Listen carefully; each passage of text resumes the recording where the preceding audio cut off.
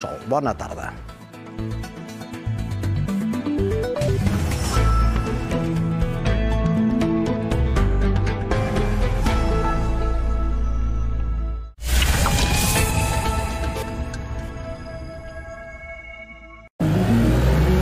$1.400 quilograms. 11 quilograms. 120 quilòmetres hora. 45 quilòmetres hora.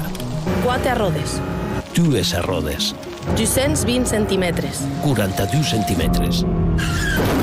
Su ser asfalt, el ciclista i tostem més vulnerable, més en cas d'accident i perdem tutti.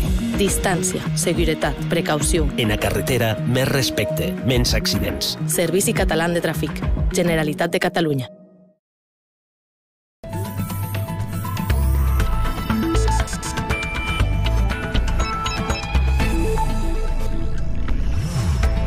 A 3 dies pramo que s'acaba la campanya encara d'en força indecisi, segons les enquestes TV3 de Catalunya Ràdio, oferiran aquesta nit el debat entre els candidats a l'alcaldia de Barcelona.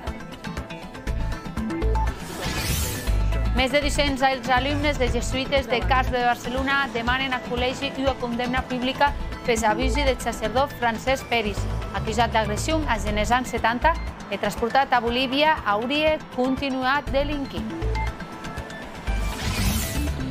9 detinguts en Melilla per a presumptiva compra de vots per correu en les eleccions municipals d'aquest diumenge. L'operació segueix oberta i no es descarten més detencions. El govern espanyol garanteix uns comicis nets.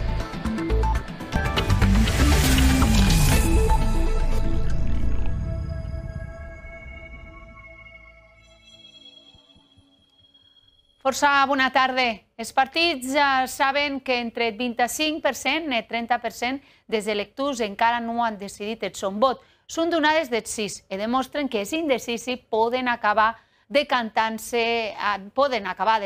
la victòria en pobles i ciutats, en quasi com el de Barcelona, on Colau, Collboni i Trias són, segons les enquestes, força ajustats. Per això serà més decisiu que jamais el debat que TV3 de Catalunya Ràdio haran aquesta nit d'Empís de Telenotícies C. Moderat per Laura Rossell i Ariadna Oltra, serà un debat a 7 i se tractaran polítiques d'habitatge, mobilitat i turisme addelà del municipi de Barcelona. Quan manquen 5 dies entre el 28 de maig, el darrer debat electoral se juga en els mitjans públics de la Corporació de Mitjans Audiovisuals.